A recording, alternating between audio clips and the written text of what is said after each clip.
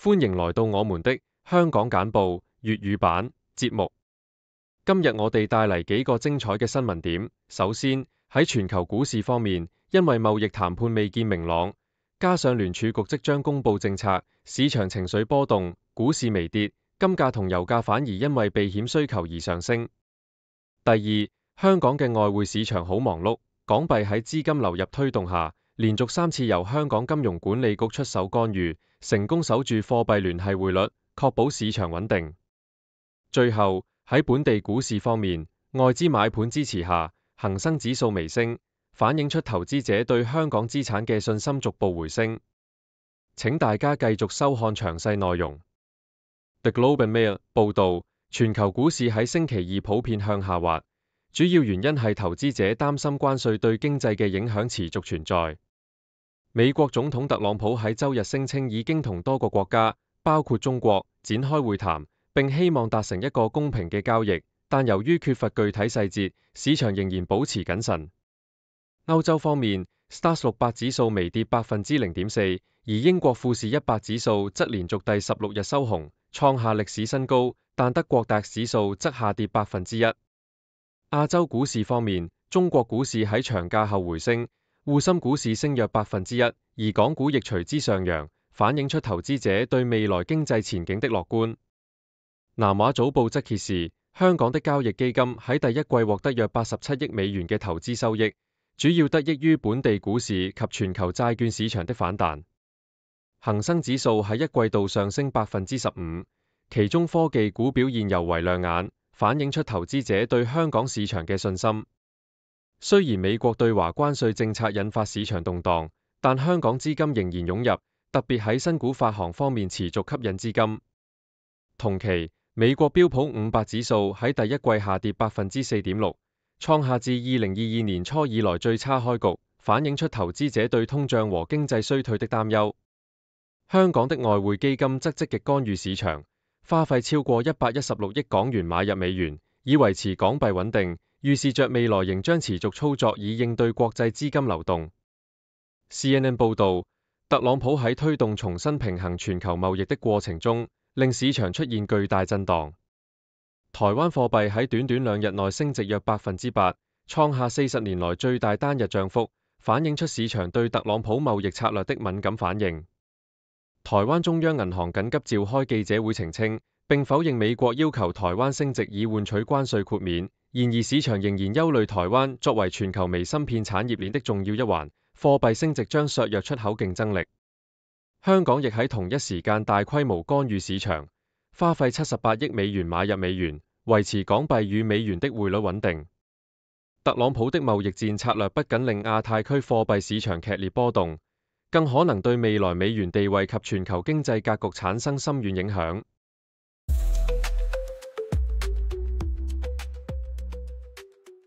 德國之聲報導，香港嘅稻農正努力保存本地嘅稻米種植業，儘管香港市民食用嘅稻米大部分都係外來貨。呢班農夫同研究人員喺偏遠嘅農地上耕作，試圖喚醒社會對本地農業嘅重視。喺呢個自我管理嘅地區，面對土地流失同都市化壓力，佢哋堅持用心守護呢一片傳統土地。佢哋嘅努力唔單止係為咗保存文化，更希望喺全球糧食安全嘅背景下，確保香港能夠有一個可持續嘅農業未來，為香港嘅糧食自主添一份力量。南華早報報導，香港特首李家超喺5·1勞動節黃金週期間，強調要歡迎所有類型嘅遊客，唔論佢哋嘅消費水平。佢指出，喺呢個假期，約有110萬遊客來到香港，較去年同期增加22%。李家超認為，香港作為一個國際旅遊城市，應該包容所有遊客，唔應該因為少數低價團而影響城市形象。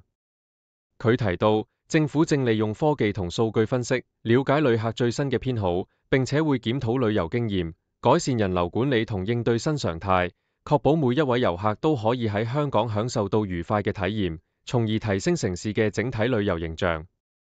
南華早報亦報導，李家超即將帶領香港同內地代表團前往卡塔爾同科威特，開展新一輪嘅經貿合作。呢次訪問係李家超第2次出訪中東，目標係促進金融、貿易同科技領域嘅合作。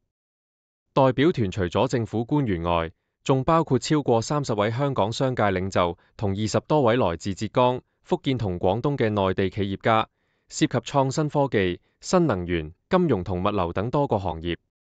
李家超表示，呢次行程能夠展示香港作為超級連接器嘅優勢，促使內地同中東嘅合作更進一步，並利用香港嘅地理同經濟優勢，加強同國際市場嘅聯繫。佢提到，之前喺中東嘅訪問已經簽署咗多份合作協議，令香港企業喺當地獲得更多商機，亦計劃喺利雅得成立新嘅經貿辦事處，進一步深化雙邊合作。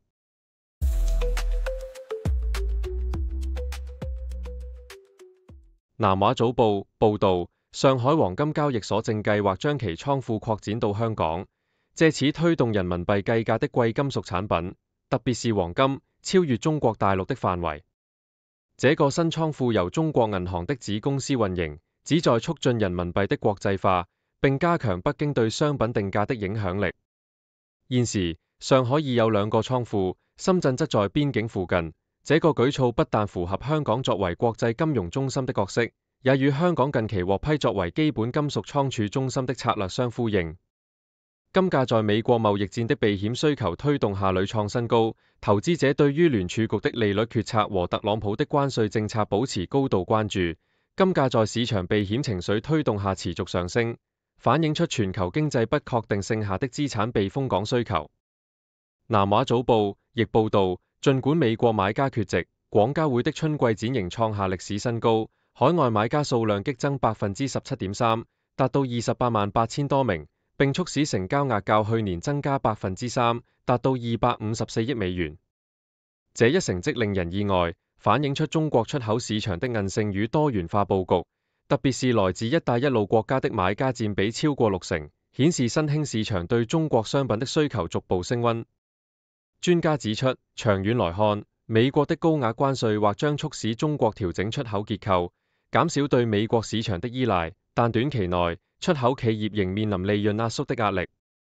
雖然整體外貿數據仍在疫情前的水平之下，但展現出中國企業在逆境中尋找新機遇的韌性，並逐步擴展到更具潛力的海外市場。南華早報亦指出，香港正迎來一個1000億人民幣的動漫 IP 市場新機遇。隨着中國二次元文化的崛起， IP 驅動的商品經濟預計將在未來數年內從去年1690億人民幣增長到3000億。香港可以藉由強化法律制度、與數字媒體巨頭合作，以及打造沉浸式的 IP 體驗空間，成為亞洲動漫文化的重要樞紐。例如，珠寶品牌周大福的契購系列手鏈迅速售罄，彰顯 IP 商品的市場熱度。而本地的創意企業如 Incubate Studio 和 K11亦在積極推動動漫展覽，旨在將香港打造成動漫文化與創意產業的交匯點。政府方面，若能借鑒內地城市的政策支持，加強創意產業的發展，香港有望在全球 IP 經濟中佔有一席之地，並吸引年輕一代到訪實體零售空間，促進本地文化的繁榮與創新。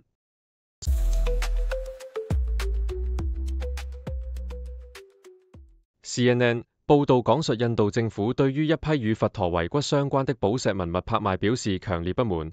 並呼籲將這些具有宗教與歷史意義的寶石 relics 返還印度。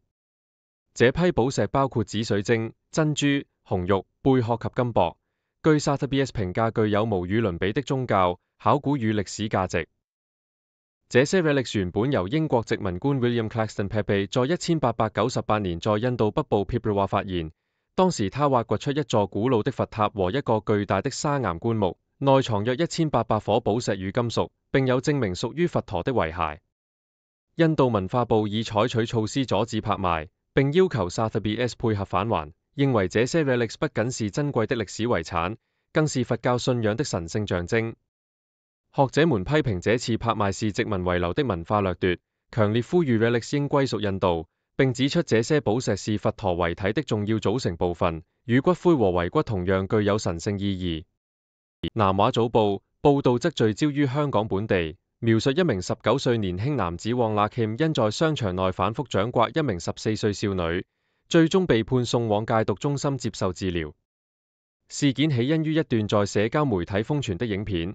片中可以看到他與其他5名年輕人圍攻少女，施以至少15次掌摑，導致少女臉部瘀傷、腫脹，甚至口腔出血。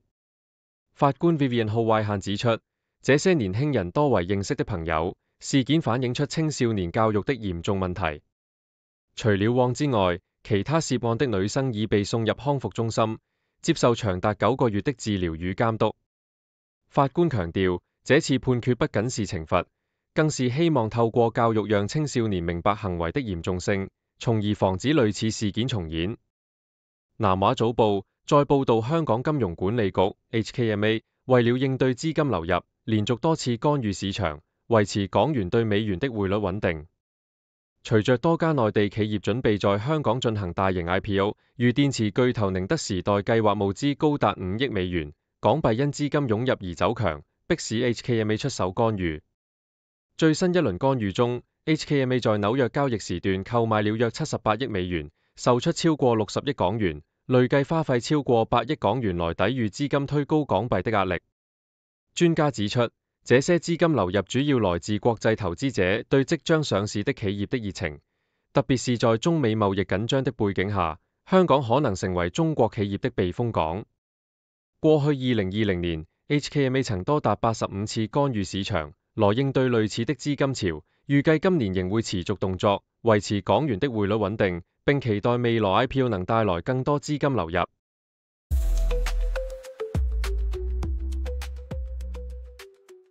南華早報報導，阿里巴巴集團喺短短1星期內就喺佢新推出嘅即時配送服務中取得咗一個大勝利，每日訂單數目已經突破咗1000萬，喺佢最大嘅促銷活動期間達到呢個里程碑。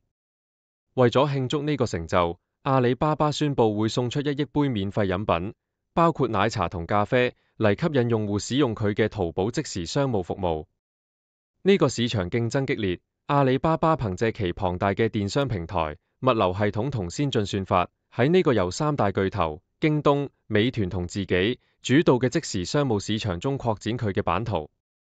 京東喺2月進軍外賣配送，並喺4月達到每日1000萬單，與阿里巴巴形成咗激烈嘅競爭。而美團則推出閃購功能，承諾30分鐘內送貨，令整個市場變得更加血腥激烈。呢個行業預計今年會以29%的增長率擴展到超過1兆人民幣，甚至有望超越傳統嘅外賣市場，成為未來最大嘅盈利點。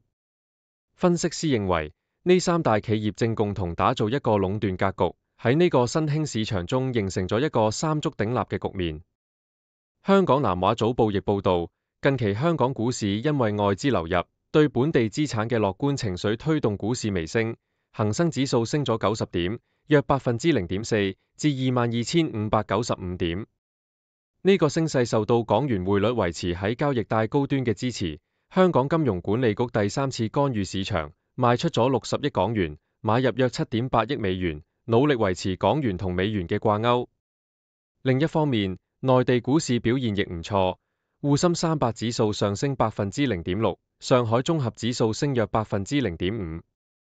但係，京東股價下跌近2%，反映出市場對呢個電商巨頭未來增長嘅擔憂。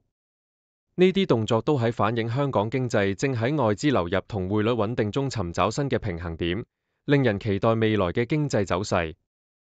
而喺餐飲業方面，香港的餐廳數量首次喺6年內出現下跌。根據食物及環境衛生署嘅資料，截止4月底，持牌餐廳數目為17,154家。較去年同期減少255家。專家指出，呢個趨勢部分係由於本地居民越嚟越多去大陸旅遊，亦因為遊客偏好較輕食嘅街頭小食。同時，疫情後嘅經濟變化令快餐店同街頭小吃嘅市場份額逐漸擴大。就算如此，整體餐飲業仍然比疫情前高出，反映出香港人對於本地飲食文化嘅熱情未曾完全消退。有一位名叫黃志豪嘅廚師，喺疫情期間堅持用心經營佢嘅家庭餐廳，經過3年努力，終於迎來曙光，證明只要用心，生意仍有希望復甦。呢啲故事都喺展示香港餐飲業喺疫情後嘅轉型與堅韌。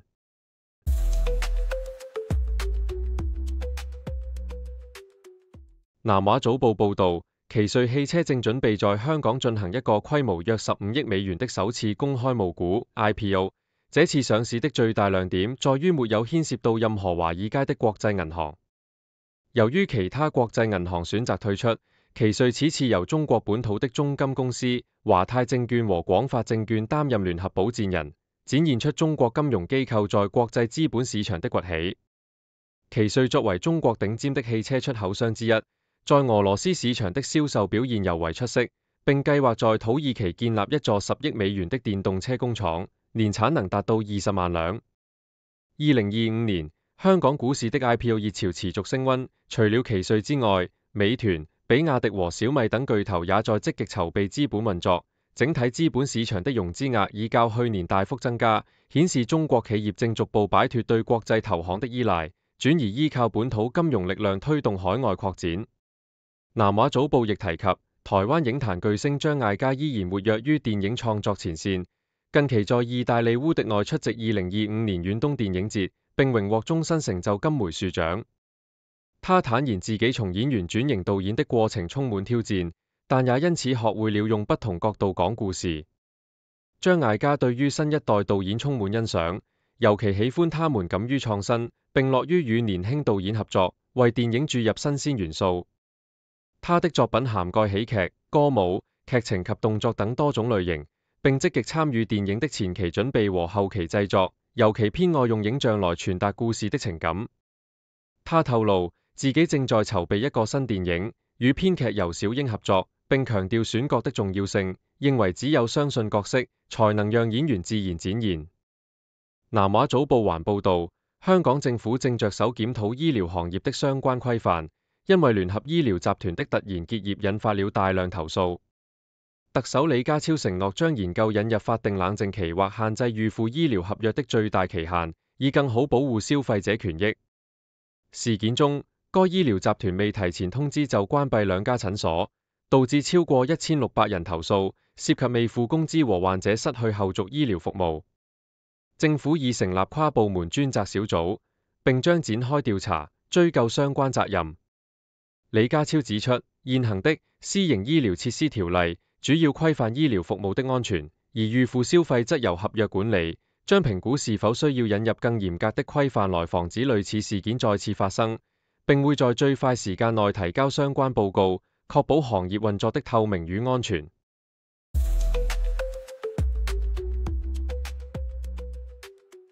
南華早報報道，香港消費者委員會的總幹事黃鳳嫻宣布辭職，結束了他10多年來的領導生涯，並表示自己準備迎接人生新篇章。他形容這次辭職是理所當然的休息，想用這段時間追求興趣，放慢生活節奏，探索新天地，並為自己注入新的色彩。他在任期間，不僅成功推動數碼轉型，應對快速變化的消費環境，還處理了不少引人注目的事件，例如去年足球明星梅西未能在香港與美國隊友的友誼賽中出場，令不少購票觀眾感到失望，甚至要求退款。此外，委員會曾就中國瓶裝水巨頭農夫山泉的產品標準問題公開道歉，彰顯其在保障消費者權益方面的積極作為。黃鳳嫻感謝同事與會員的支持，並表示他將利用短暫的休整期重新充電，期待在未來探索更多可能。南華早報亦介紹了香奈兒品牌的經典傳奇。從1921年推出的 Endo 5香水開始，這款具有女人味的香薰成為時尚界的永恆象徵，象徵着女性的優雅與獨立。香奈兒的創始人加柏麗，香奈兒不僅在香水界留下傳奇，也在1932年推出了以他最愛的數字5為靈感的高級珠寶系列 Bijou de Diamonds， 用鑽石描繪星空，展現奢華與實用的完美結合。2021年，品牌推出了以 Endo 5香水為靈感的高級珠寶系列，最著名的當然是 55.55 項鏈，鑲嵌一顆 55.55 克拉的鑽石，設計靈感來自香水瓶的瓶蓋。香奈兒的每一瓶 Endo 5都經過嚴格封存，保留着由格拉斯產區的玫瑰與茉莉花精心採摘而成的芳香，彰顯品牌對細節和工藝的極致追求。這款香水歷經8年，仍然是優雅、奢華與女性魅力的象徵，彰顯着香奈兒傳奇不朽的魅力。謝謝你的收看。上面播報的內容是綠道團隊推薦的全球專業媒體、智庫、政府機構和行業專家的最新報導、分析簡報。更詳細的內容，請大家去這些媒體、智庫的網站閱讀。這些內容並不一定反映綠道簡報的立場，亦不能作為任何決策的建議。綠道團隊由專業媒體人、學者、科學家組成的獨立新型媒體，大家可以根據自己的專業要求訂閱各種簡報。網址是 :6dobrief.com。你在世界任何地方都可以通過電郵收到綠道簡報。